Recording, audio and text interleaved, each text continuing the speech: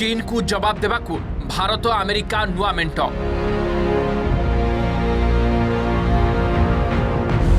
चीन को खोलाखोली target करिसेंती America वैदेशिक व्यापार सचिव माइक पॉम्पेओ। गलवान घाटी प्रसंग उठाई से कहते चाइनीज कम्युनिस्ट पार्टी गणतंत्र विधि व्यवस्था और स्वच्छतार विरोधी जेकोसी विपदर मुकाबला अमेरिका भारत सहित छिड़ा हेब। अखंडता रक्षा भारतर जेकोसी पदक्षेप को अमेरिकार समर्थन रही। वुहानरू उत्पत्ति होइथिबा महामारी एवं चाइनीज कम्युनिस्ट पार्टी ठारू थिबा विपद समेत समस्त प्रतिकूल स्थितिर मुकाबला भारत और अमेरिका परस्पर मध्य संपर्क दृढ़ करने को पदक्षेप नेउथिबारु खुशी बोली कहते पॉम्पेओ। अमेरिका प्रतिरक्षा सचिव मार्क एस्पर मुक्त इंडो पैसिफिक प्रसंग उपरे गुरुत्व देथिले। The United States will stand with the people of India as they confront threats to their sovereignty and to their liberty. The challenge of defeating the pandemic that came from Wuhan also fed into our robust discussions about the Chinese Communist Party. Our leaders and our citizens see with increasing clarity that the CCP is no friend to democracy, the rule of law, transparency, that the United States and India are taking steps to strengthen our cooperation against all manner of threats, and not just those posed by the Chinese Communist Party. The United States-India partnership is more important than ever to ensure security, stability, and prosperity of the region and the world. We stand shoulder to shoulder in support of a free and open Indo-Pacific for all, particularly in light of increasing aggression and destabilizing activities by China. आज प्रथमे दुई अमेरिकीय सचिव Pompeo और Esper नुआ दिल्ली स्थित जातीय युद्ध स्मारकी को जाई शहीद को श्रद्धांजलि देथिले। यापरे साउथ ब्लॉक रे जातीय सुरक्षा परामर्शदाता अजित डोभाल 40 मिनिट धरी बैठक होइथिला। एही अवसर रे उभय अमेरिकीय सचिवंक सहित कहूणी लगाई अभिवादन जणाइथिले डोभाल। बैठक रे चीन सह उत्तेजना स्थिति प्रसंग उठिबा सह उभय देश परस्पर सहयोग रे किभली सुरक्षा और प्रतिरक्षा को सुदृढ़ करि पारिबे से नहीं आलोचना होइथिला। यापरे हैदराबाद हाउस रे अनुष्ठित होइथिला तृतीय पर्याय 2+2 बैठक। प्रतिरक्षा मंत्री राजनाथ सिंह और वैदेशिक व्यापार मंत्री एस जयशंकर एवं अमेरिका प्रतिपक्षों मध्य 5टी चुक्ति स्वाक्षर होइथिला। सेगुड़िक हला basic exchange and cooperation agreement बा बेका, MOU for technical cooperation on earth sciences, arrangement extending the arrangement on nuclear cooperation, agreement on postal services एवं agreement on cooperation in Ayurveda and cancer research. यापर Pompeo एवं Esper प्रधानमंत्री मोदी को मध्य भेटिथिले।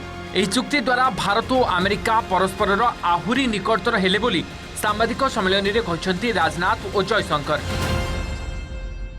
At each other's establishment could be leveraged to enhance our information sharing architecture.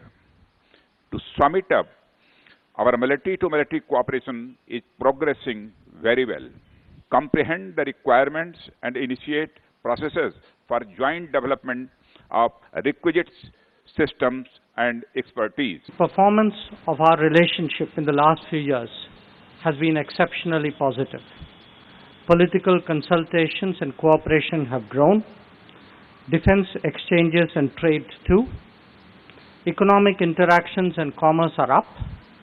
The partnership in science, technology and innovation is stronger, and our energy security clearly enhanced. तेबे कौन एही बेका चुक्ति यह द्वारा किभली उपकृत हेब भारत? मिलिथिबा सूचना अनुसार भारत और अमेरिका मध्य यह चतुर्थ तथा चूड़ांत मौलिक चुक्ति। यह पूर्व 3टी मौलिक चुक्ति स्वाक्षरित हो सारी। 2002 रे जीएसएमआई, 2016 रे एलईएमए एवं 2018 रे सीसीएसए चुक्ति होइछि। तेबे आज स्वाक्षरित होइतिबा बीईसीए बा बेका चुक्ति द्वारा भारत प्रतिरक्षा और गुइंदा क्षेत्र में आहुरी अधिक सुदृढ़ हेब। अमेरिकार मिलिटारी सैटेलाइट रु भारत रियल टाइम फोटो और गुरुत्वपूर्ण तथ्य संग्रह करि परिबो।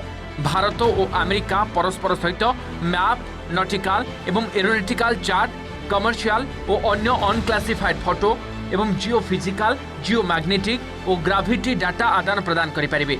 अमेरिकार उन्नत सैटेलाइट डाटा सहायता रे भारतर क्षेपणास्त्र अति निर्भुल भाव में लक्ष्य भेद करि परिबो।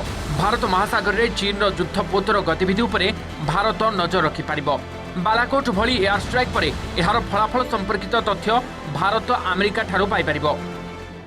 विश्वव्यापी चीन प्रभाव बढ़ुथिबा बेले ताको प्रतिहत करबा लागि अंटा भिड़िछि अमेरिका। खास करी एशिया पैसिफिक रे चीन दादागिरी देखाइबा सह समग्र साउथ चाइना सी को निज कब्जा रखा चेष्टा करुछि। एपटे भारत सह सीमा बद भी चरम सीमार पहुंची। बेजिंग निज बाहुबल और अर्थबल द्वारा पड़ोशी राष्ट्रों को डराई धमकाई सेमानक उपरे कर्तृत्व विस्तार लगी उद्यम करुथिबा अमेरिका बारंबार अभियोग करि आसुछि। सेथिलागि दक्षिण एशियार अन्यतम शक्तिशाली राष्ट्र भारत सह संपर्क बढ़ाई चीन को चेकमेट देवा लक्ष्य रही वाशिंगटन। अमेरिका भल भाव हृदयंगम कर सारी जे बेजिंगर प्रभाव ह्रास करने को हेले भारत ही एकमात्र माध्यम। Bureau report, OTV।